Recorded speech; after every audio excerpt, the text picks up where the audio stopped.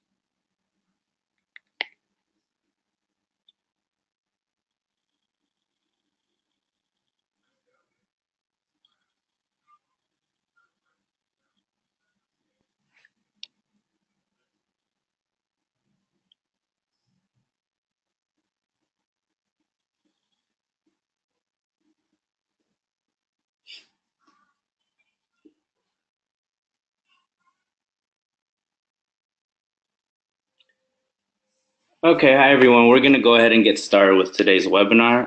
Thank you all for joining us. My name is Andres Quintanilla, the Program Manager for Examples of Excelencia here at Excelencia in Education. Today, I'll be joined by our co-founder, COO, and VP for Policy, Deborah Santiago. And we're also joined by Dr. Rosita Ramirez. She's the Director of Constituency Services at the National Association of Latino Elected and Appointed Officials, or NALEO, the Educational Fund. Today's webinar is on telling your program success story. It's really an overview of our examples of Excelencia profile submission process, and it gives you an opportunity to learn about what Excelencia looks for in profile submissions, and you can also have a chance to ask us questions at the end of today's webinar. So before we get started, I do want to share some programming notes. On the right-hand side of your screen, you should notice a GoToWebinar toolbar. In the toolbar is a section labeled questions. You can use this field at any point during the webinar to ask any questions that you may have about the profile submission process. And again, we'll open up those questions at the end of today's presentation. If you have any issues viewing the webinar or issues with connectivity, please contact our graduate intern, Melissa Rivas. Her contact information has been entered in the chat section, again, on this GoToWebinar control panel. We've also emailed her contact information in a email reminder that went out earlier today. So for today, we're going to go over just real quickly the examples of Excelencia, our selection process, the ways in which Excelencia shares program stories through examples of Excelencia. We'll touch a little bit about our events related to the announcement of our examples. And then we'll go into telling your program story through the profile submission process. So we'll take a look at our profile questions, what we look for in each question, and we'll hear some insight from Rosita Ramirez, who previously has served on our selection committee, and she'll be able to give you some background or some insider knowledge as to what she looks for when reviewing profiles. Deborah will also discuss some of what Excelencia looks for in terms of using data to tell your program story. I'll also share some technical assistance tools that Excelencia has available for those of you interested in submitting your profile. And then again, at the end, we'll open it up for questions. So overall, Excelencia started examples of Excelencia back in 2005, and this was our way of trying to bring attention to efforts that are focused on Latino student success. Since that time, we've received over 1,600 nominations from 35 states, DC and Puerto Rico. And through examples of Excelencia, we've been able to recognize and bring attention to over 280 efforts through our Growing Works database.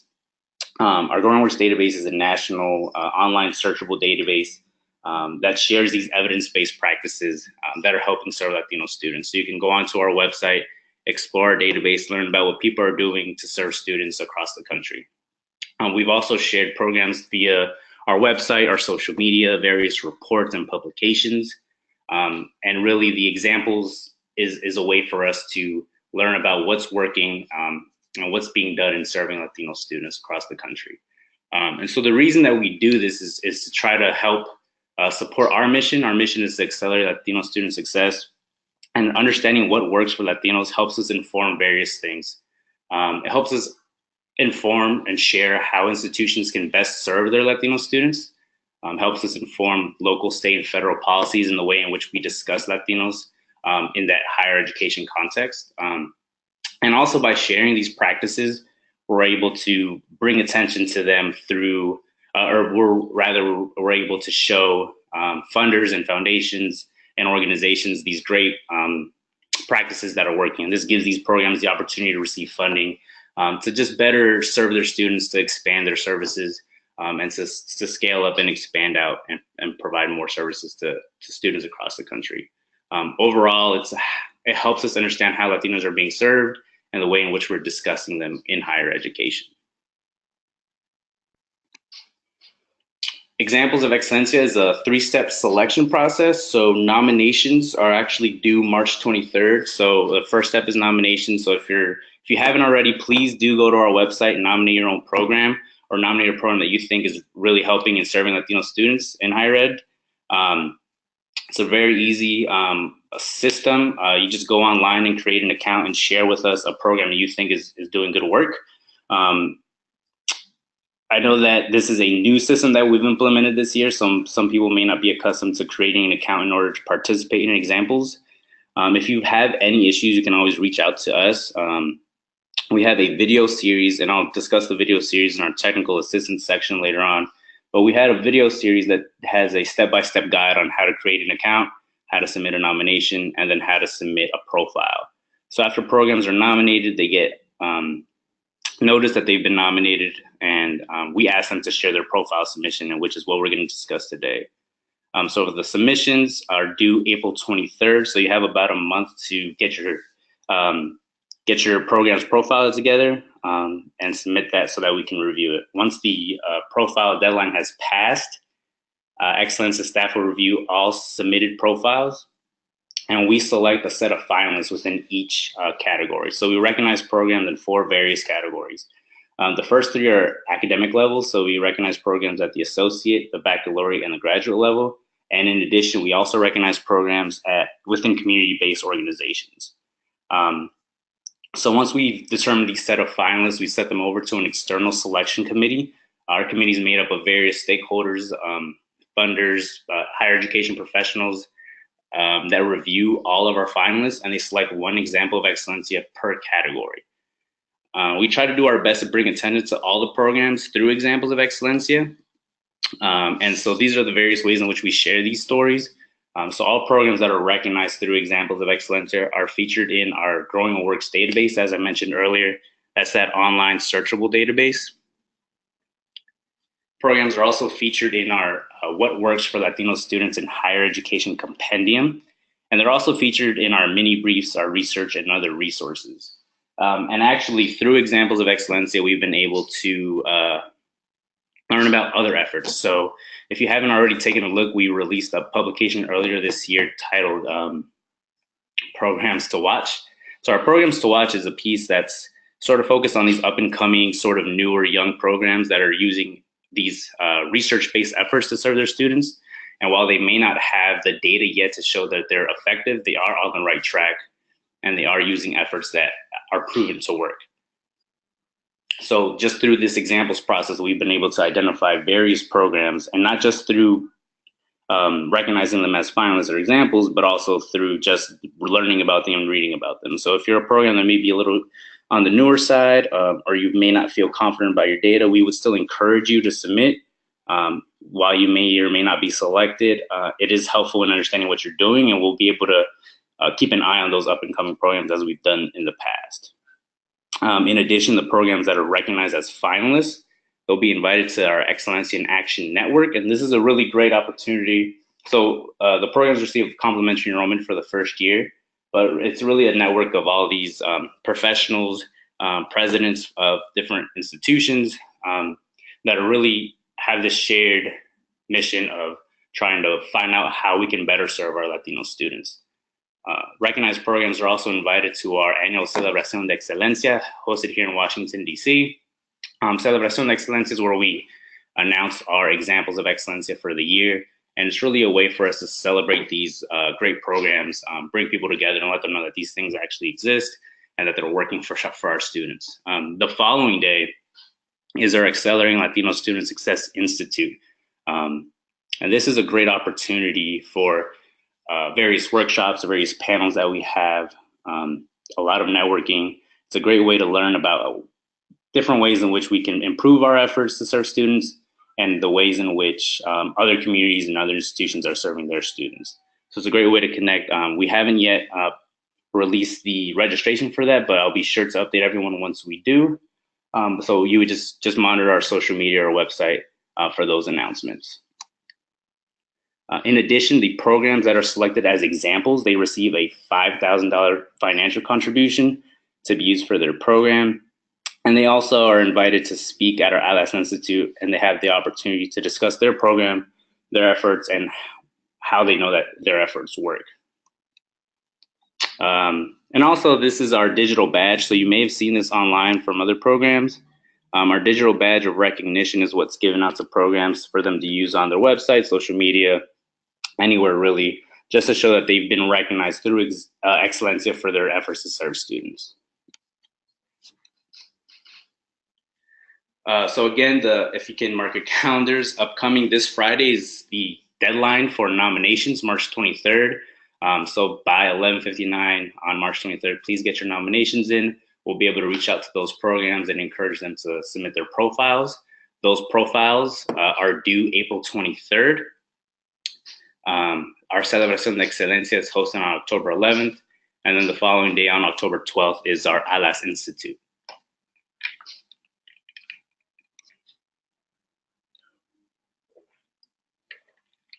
So for today's webinar, we're going to be discussing completing a profile. So as I mentioned earlier, in order to participate, you must create an account. And there's a link here, and I'll share this link with everyone after. but bit.ly/examples tools. This will take you directly to our tools page for our examples website. And on that tools page is an overview video that has a step-by-step guide, again, on how to create an account and how to participate in the profile submission process. If for some reason you weren't able to submit your nomination, you can still submit a profile without nominating yourself, but we still encourage you to please nominate. This gives you sort of a jump ahead because you get the account created and you also get links to all of our resources that I'll discuss again later. And so our profile submission is sort of twofold. We have program descriptive questions and we have profile questions. So I'll go through some of our descriptive questions.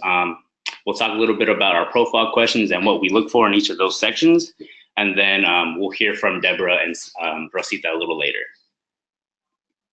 So overall, we just ask basic information, contact information, program information. And we also ask about issue areas. So we have these 5 issue areas: access, academic programs, support services, transfer, and retention. And really, this is just sort of a descriptor question that we ask, so we get a better sense of what your program's focused on and sort of what your program's main mission is. And then we also ask for your academic category. So if you're at a 2-year or a community college, you would select associate. We have the baccalaureate category and the graduate category. One of the main questions that we usually receive is from community-based organizations. Sometimes you'll serve students at various academic levels. And so we would just encourage you, if you're typically you'd be a nonprofit that's not housed directly under an institution, you would just select community-based organization. If you're unsure about what category you fall in, because maybe you provide services to both graduates and undergrads, you can give us a call. Sometimes it may be a little gray area because you're doing work for both sides. So just give us a call. We can talk through it and see which one's the best for you to apply under. Typically, if you select maybe the wrong issue area or academic category, or we find that it may be best for you to apply under another one, we'll contact you and let you know. So for the descriptive questions, we ask the following. So we asked for year started. As I mentioned earlier, we did find a lot of young and up-and-coming programs. Typically, programs that are recognized as examples of Excelencia have about at least 3 or 5 years at a minimum of service, but that doesn't mean we haven't recognized programs before. So the reason that we ask the year starters is because this shows sort of the longevity and the sustainability of how long you've been able to serve your students, and it gives us an idea of how long you've been around and whether or not there's a support behind your efforts, or if you've been able to do this on your own. We also ask an additional sort of descriptor question. It's called program focus. So we ask you to pick 2 of these. It's actually not required. So we have a list of 25 or so program foci.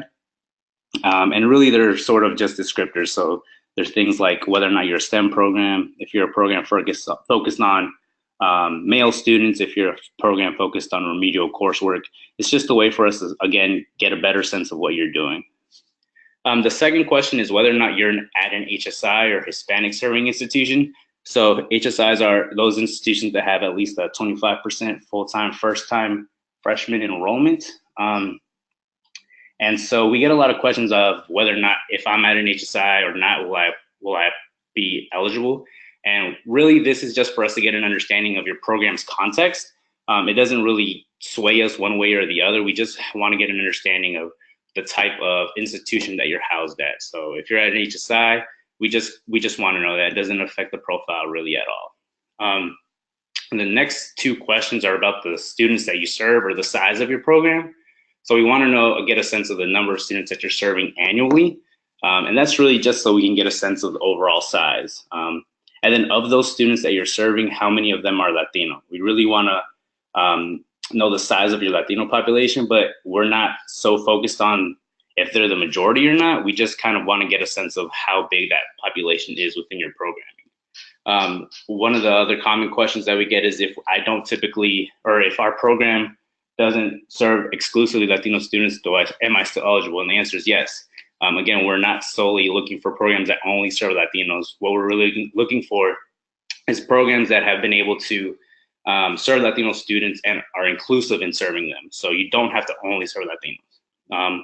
And this last descriptive question that we ask is your annual estimated budget. So your most recent budget for the year. We just want to sort of get an idea of the amount of resources that you have to provide for programming. Again, a common question that we receive is if I don't have a large budget, am I still eligible? And of course, so we've recognized programs that have multi-million-dollar grants, have plenty of funders, and money is probably not an issue for them at times, even though it typically is for a lot of people for programming. But we've also recognized programs with small grants or programs that are upstarting. Typically, we found community-based organizations are self-funded and they're still working on finding other funding. Really, it's just for us to get a sense of how many, or again, those resources that you have. So the amount of your funding doesn't matter. It's what you're able to do with the resources that you have. So these profile questions, as I mentioned, so this is the sort of story piece, right, of your program.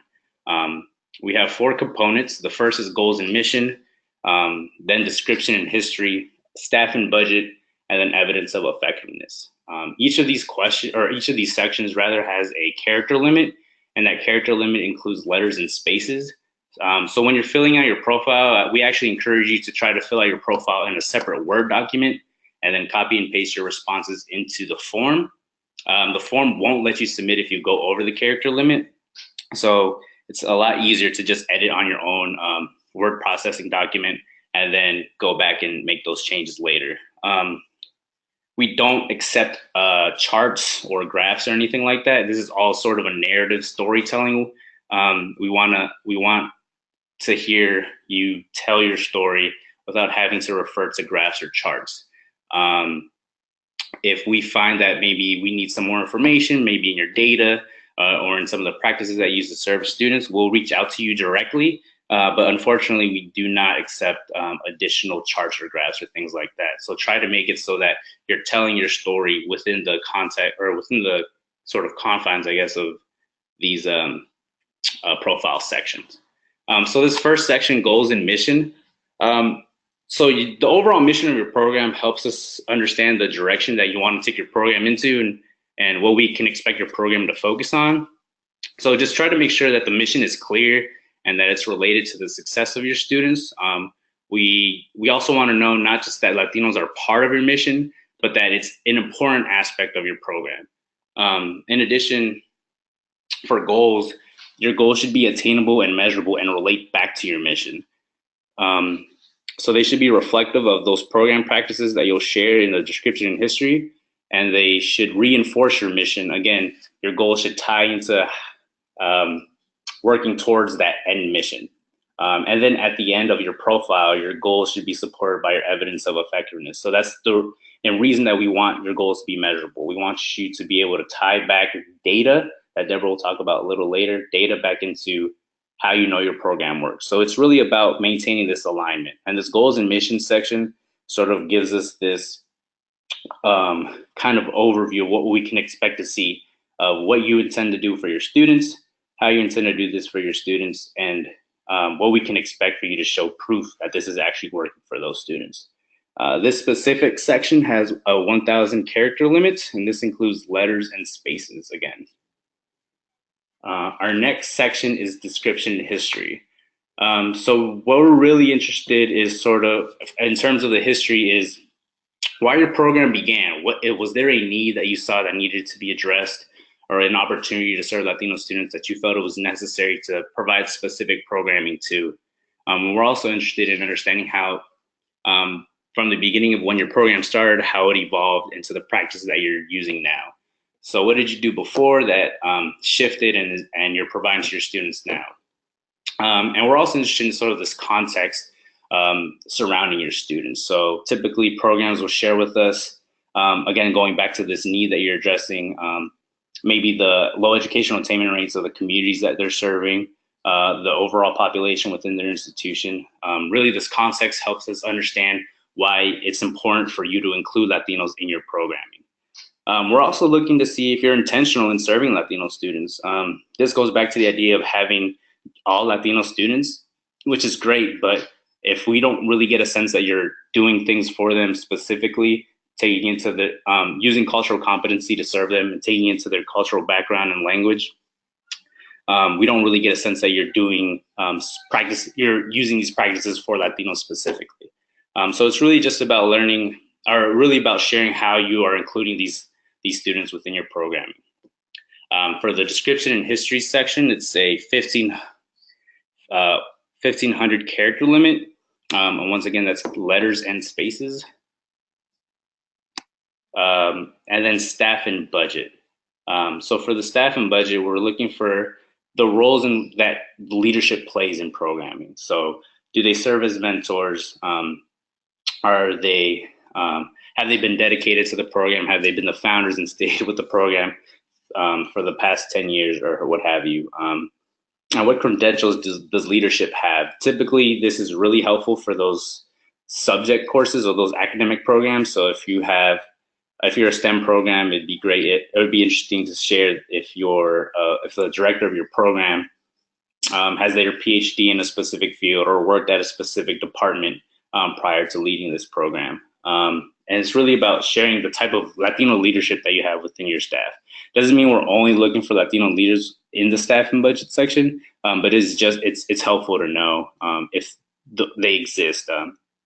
In addition, some programs have shared that some of their former students have become staff. That's also an interesting thing to share with us. For the budget, this gives you an opportunity to discuss the sources of your funding rather. So we want to just really know if you're a program that is sustainable and has support. If you're institutionalized and you're receiving funding from your institution, that's great. Or if you have a grant that's going on from now into the next 5 years, that's fantastic. But if you're a program that maybe you have a Title V grant and your grant's ending this year, we'd be interested in finding out what plans you have for future funding and how you plan to continue to provide the services that you do to your students. So it's really important for us to sort of get a sense that your program's still going to be around in the near future, and that we can expect it to continue to provide these services, especially if you're a program that's planning on growing and you want to expand your services. It'll be important for us to sort of get a sense of how you plan to support that growth in the future. This specific section has a 900 character limit. It is our smallest, but we sort of use the whole profile as again, it's the story of your program. So we take them all at equal value. Next, we'll talk about evidence of effectiveness. I'm going to hand this over to Deborah. She'll talk a little bit about using data and the importance of using data to tell one's story. Deborah? Thank you, Andres. I appreciate the opportunity to share a little bit with you about what we're looking for in evidence of effectiveness. For us, we talk to an audience that's a great deal of policymakers and funders, and the ability to be succinct, but also show there's evidence of effectiveness is very important. And so when we look at profiles, we're really trying to understand, are you using data? The testimonials, student testimonials are wonderful and much appreciated, but often the aggregate of data of testimonials are not necessarily data. So can we combine some of the story with some of the data that makes the case for why what you're doing and your program are making a significant difference? So are you using data? Are you tracking progress of the students who are participating for the intervention you're providing? Is the data disaggregated by race, ethnicity, or by factors that are relevant to the overall goal and objective of the program you're implementing? Do you have the ability to compare the students who are in a program with those who are not, or control for that variable? And is there alignment between the data that you provide with the goal and mission evidence? We're not looking for programs that have all of these components, but we are looking for some way, some kind of evidence that can make the case that you've got a strong program serving students with a great deal of intentionality and that you're able to measure in a way that's authentic to the program you're implementing. You're able to measure the impact on the students that you're trying to serve. And to Andres's point, we have about a $2,000 character limit to this. Again, I think it's difficult to describe this in limited character lengths, but it is really important because those that we work with are looking for complete clarity as to what's being done and how do you know that it works in telling the story that you're committed to. Andres, could I have you advance the slide, please? What I want to do is give a little bit of examples of the kinds of evidence, the kind of metrics and data that we have found in previous profiles are helpful in telling the story of a program that's making a difference for Latino students. So Andres had mentioned earlier the issue areas we're looking at. So I'd like to go through relatively quickly the 5 issue areas that he mentioned, as well as some of the metrics you've seen are useful in telling the story. So for academic programs, these are often very discipline specific. We often find evidence-based practices are focused on the grade point average of students who are in a specific program. We have seen efforts like pre-post tests of students. This is often very helpful for programs that know that their intervention is making a difference in students' attitudes, approaches, knowledge, and awareness in an academic field. And these are not metrics that are necessarily expensive to put in place. A pre-post test just requires a survey before the intervention is provided and after to see what the difference is. And it could be in test scores. It could also be in awareness and knowledge about an issue or a topic. And so those are several examples. And then our students advancing in the track of the discipline and the work that's being provided. For us, those are really important as we think about metrics that tell us more about the practices put in place. Andres, could you advance the slide, please? Second issue area is access. And we see many of our community-based organizations and our community colleges also focus on this. All of them can and do, but we've seen a great deal of metrics, and access are really focused on the increase. You have a baseline of data, and then given the program that's provided, an increase in enrollment, an increase in college-going rates, an increase in college readiness and knowledge about what it takes to apply and access college. Those are all very useful metrics. And I think often what we're looking for here is a positive momentum. It's not necessarily the volume, but that whatever is being done, that there is an awareness of what the baseline was before the program began and the progress that's been made since in serving students overall, and again, specifically Latino students amongst all served. Andres, would you advance, please? Looking at transfer, these are programs that help students transfer generally from 2-year to 4-year institutions. We've seen effective transfer programs that switch between 2 years or 4-year to 2-year. So we know that transfer is very dynamic. But in essence, it's really helping students as they figure out the transition from one institution and type to another. And generally, we're looking for, or we've seen success in telling story with transfer rates, completion rates. Sometimes this is where we see comparison with other groups, students who are native to the institution with those who've transferred and how they progress to completion of a degree. And those are some examples of transfer that we've seen be very effective in telling their story. Andres, would you advance? Yes.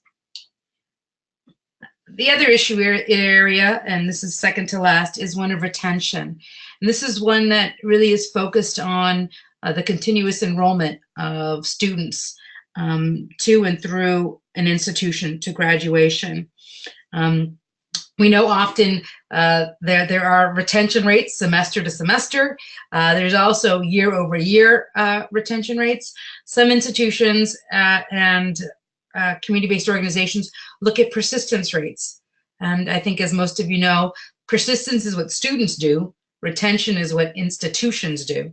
And so we're looking for, is there a way of tracking the impact of the intervention provided, the program provided, so that we're seeing students continue to advance within the institution.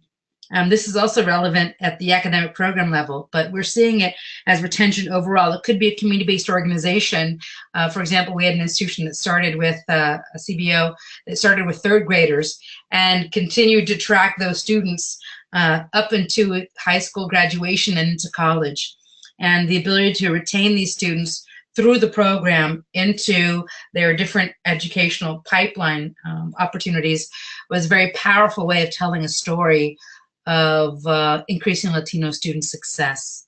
We've also seen efforts of course completion and the dropout rates and what that means for students as they've retained them. And this is kind of the opposite of retention and persistence, is the decrease in dropout rates as strategies of telling the story of what works for Latino students. Andres, would you advance, please?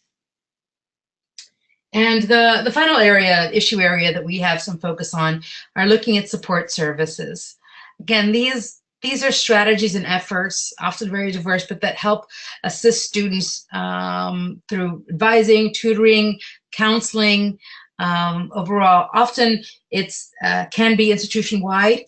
These can also be within academic programs. And I think as part of what Andres shared, identifying an issue area that resonates with you and your program is really important.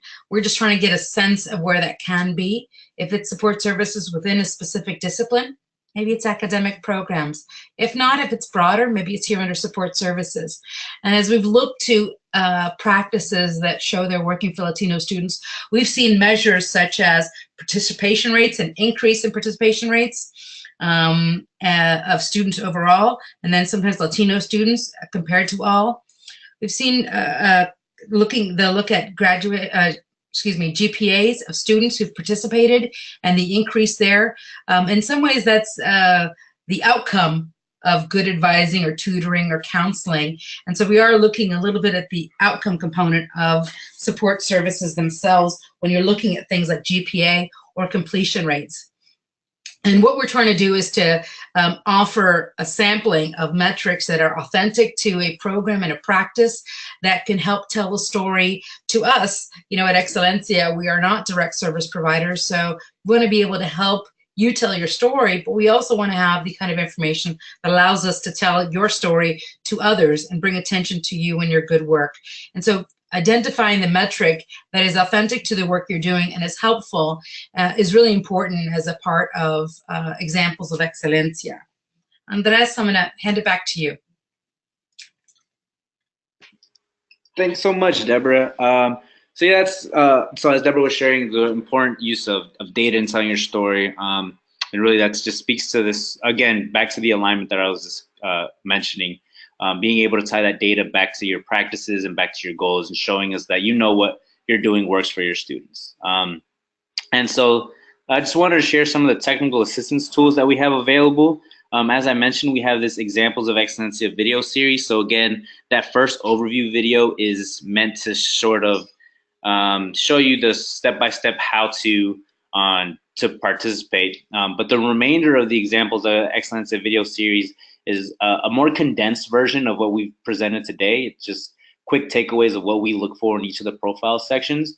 And it's just a quick and easy reference. The videos are about 2 to 3 minutes, just in case you need a refresher of what it is we were looking for in those specific sections.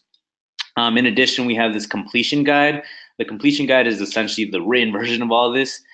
We provide some sample profiles. We have examples of common metrics that programs use to tell their stories. And we have some notes on what we look for in each of the profile sections and why we feel it's important to share these various aspects of your program story. We also have a FAQ sheet, our frequently asked questions, that we have the responses to. In addition, you can search through our Growing Works database. So this is a great tool to look at those other programs that we recognized in the past. While we don't provide their full profile or the full profile that they submitted for examples on our database, we do sort of give this overview of what their services are and how the program itself knows that they're working. So it'll be good to see sort of how this specific program, maybe it's similar to the practices that you use, talks about the way in which they serve their students. And then finally, if there's still still have some questions, feel free to contact me. If you've submitted profiles before, I always encourage programs to reach out to me, and so that we can pull some of your previously submitted profiles and we can discuss some of the feedback that was given during the review. I found that it's helpful for programs just to sort of get a sense of what it is we felt stood out during their in their submission, but what we felt at the same time may have been better told or was needed, so that we got a better sense of what they were doing for their students. So my contact information is here.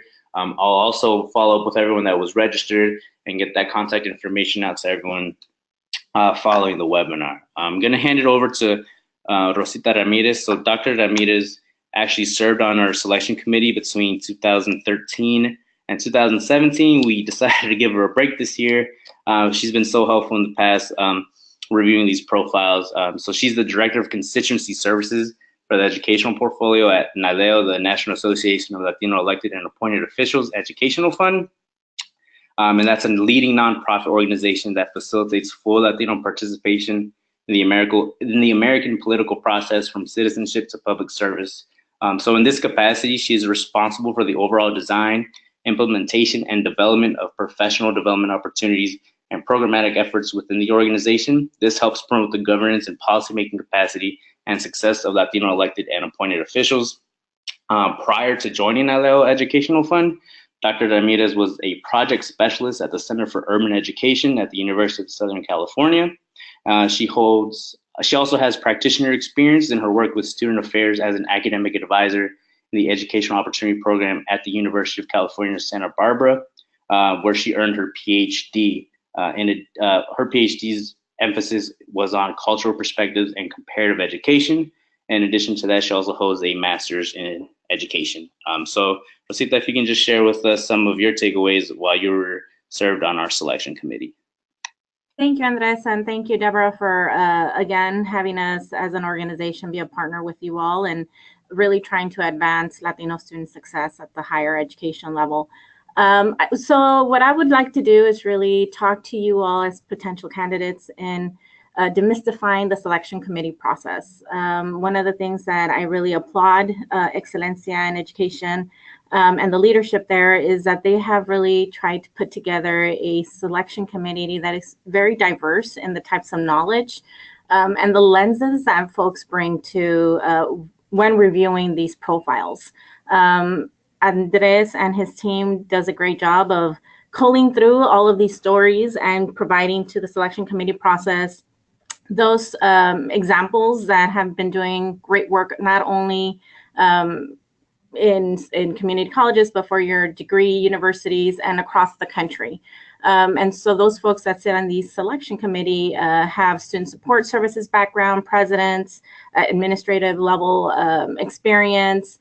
And from my perspective, what I would always contribute is sort of the lens of policymakers. So as policymakers are making decisions at the state legislative process level or at a community four-year level from a governing perspective, what would policymakers like to see to scale and implement these strategies of success across the state, in their communities, and across the country?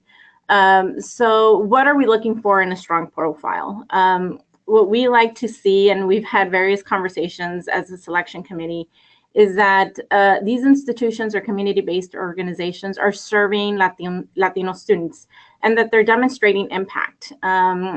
Deborah went through, I think, a great overview of the data of effectiveness. That is really something that really sparks debates around the selection committee process, because by the time we get all these profiles, all of the examples are doing great work, and it really pulls at our heartstrings. So what we're looking for is, how are they serving Latino students? And again, what evidence they're showing to demonstrate effectiveness. So please let us know your story. We can't ask questions of the candidates. We really don't go do research on any of the candidates to supplement what has been put in a profile. So don't let us assume. Any information that you think is valuable within the character limits that have been expressed within this webinar, try and provide that information to the candidate, to the selection process. We really do have, as we're selecting finalists, very strong conversations about what one profile had over another.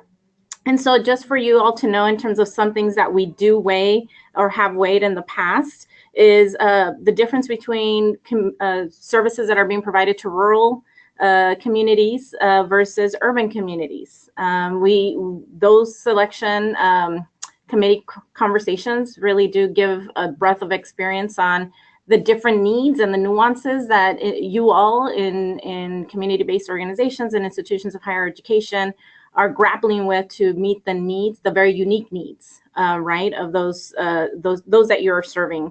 Again, I think Andres and Deborah have talked a little bit about already the difference between a startup and a long-standing institution, right? So when we're looking at trying to figure out who to select as a finalist, the budget conversation becomes very important when you're looking at a startup or a long-standing institution. How is the budget reflecting how many of those students you're able to serve versus a conversation for a startup program that may not have that significant budget, or longstanding scale in a community college or four-year university, but has done a tremendous amount of work. So again, serving small group of students, large group of students, services that really target hard to meet degrees or career fields. Again, from my perspective as a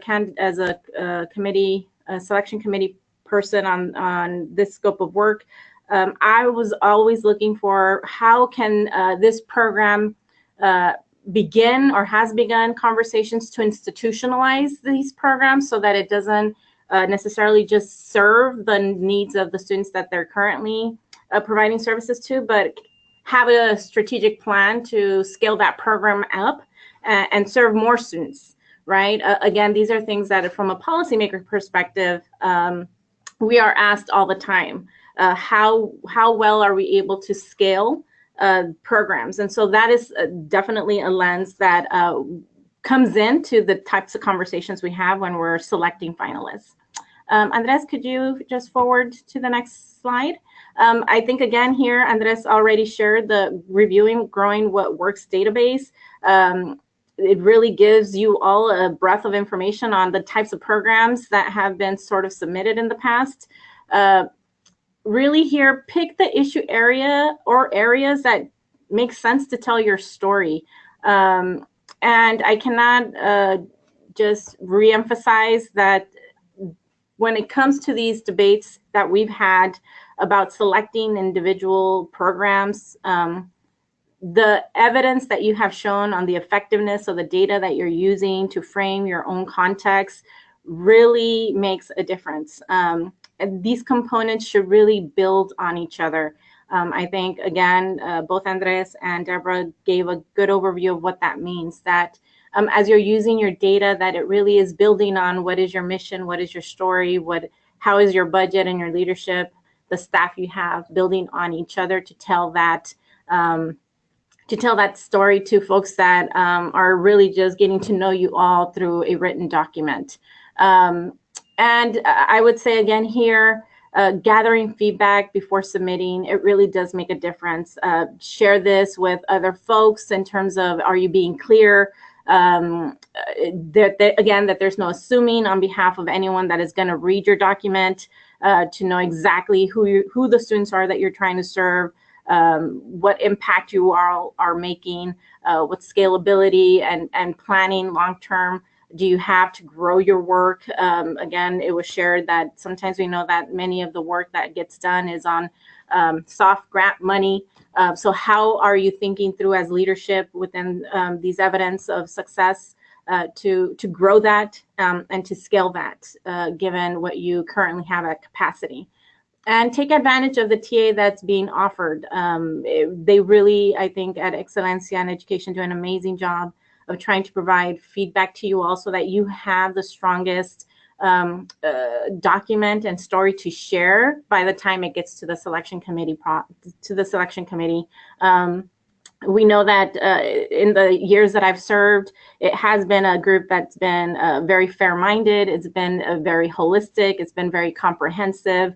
It really tears at our hearts that we can only select one program, but know that it's a very transparent process, and really one where we will debate the selection until we all feel confident that we have identified the best program for this through this nomination process.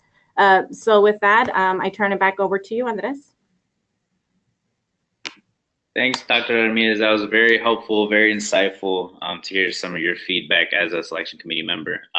So we're going to open up the webinar to questions now. Again, please use the right-hand side of your screen, the control panel under questions. You can ask any questions that you want for myself, for Deborah, or Dr. Ramirez.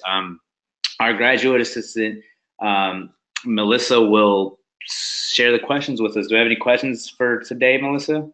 Yeah, we have a couple questions. First question is for you, Andres.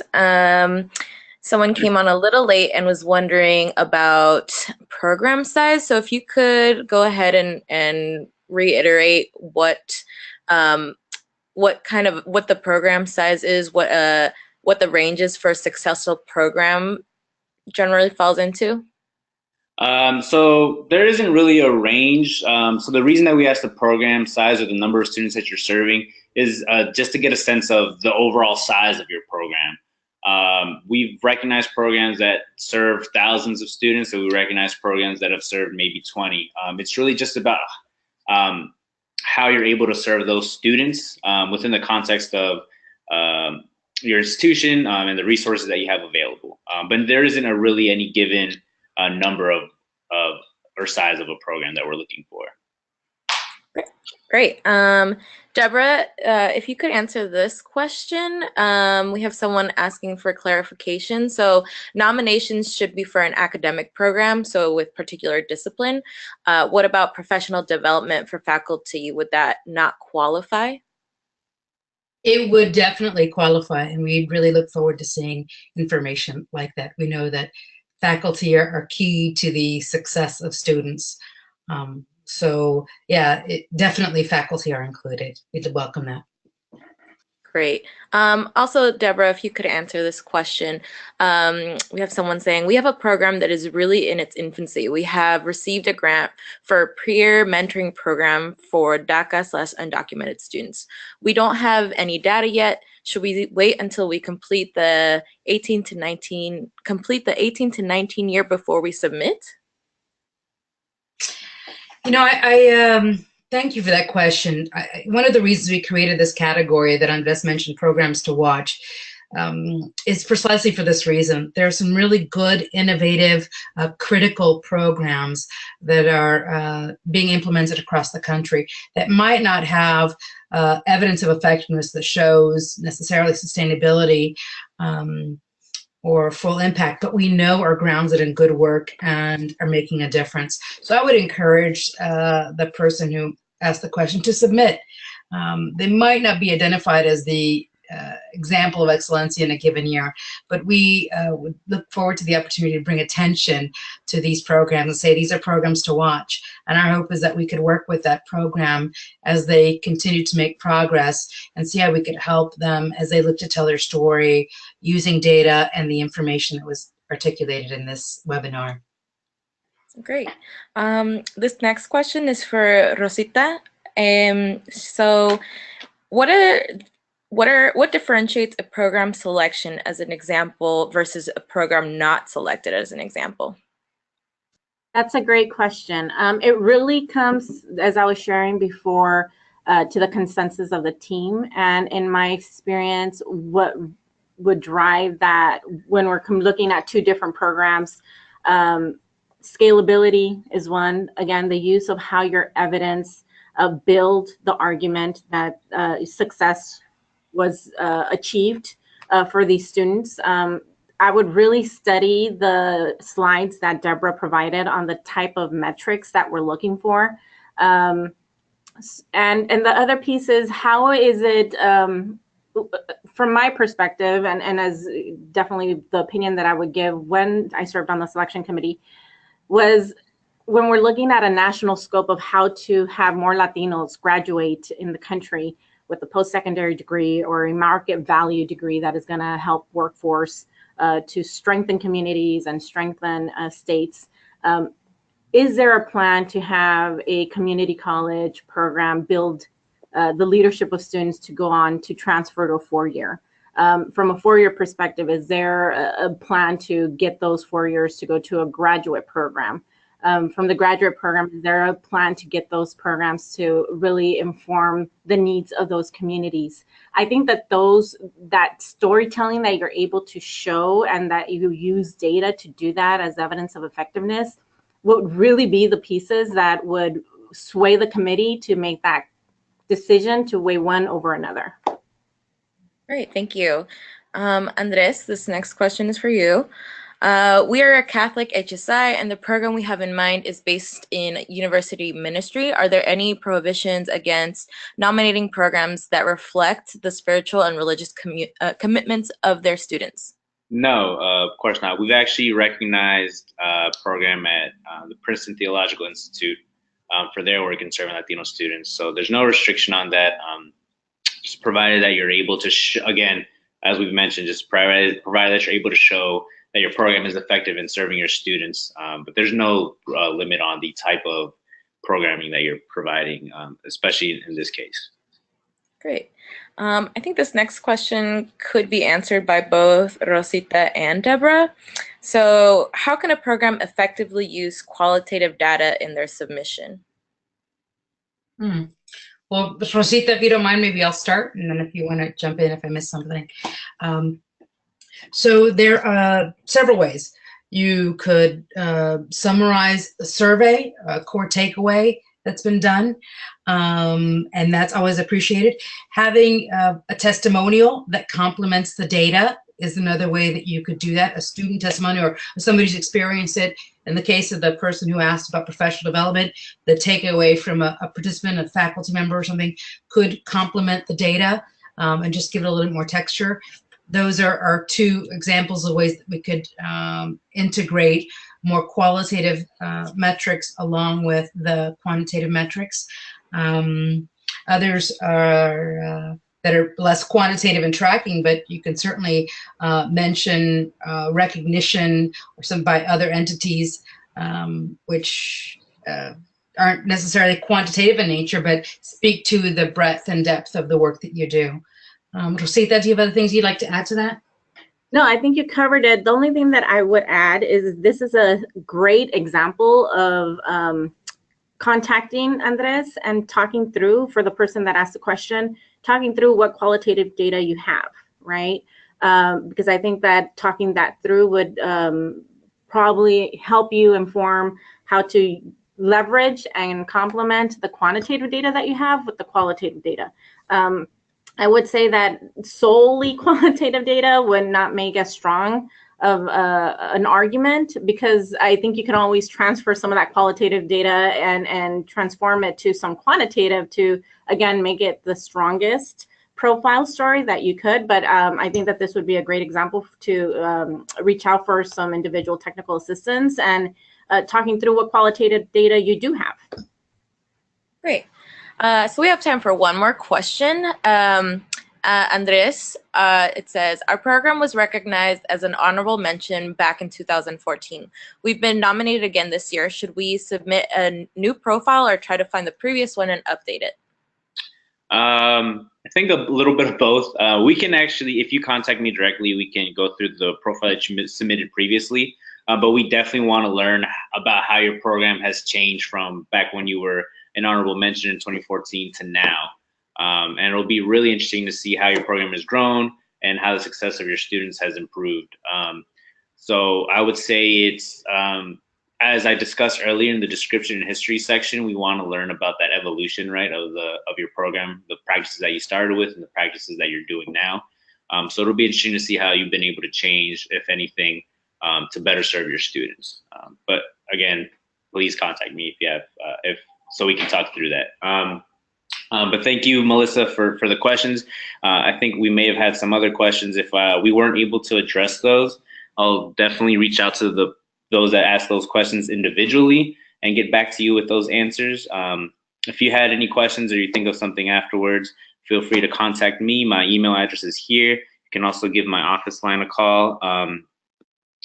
I'll follow up with the slides and the video itself of today's webinar. We did record it, so I'll share that with everyone. But that concludes our webinar. I want to thank Deborah and Rosita for joining us and providing that insight as to what Excelencia looks for in examples of Excelencia profile submissions. But thanks, everyone. Have a great day.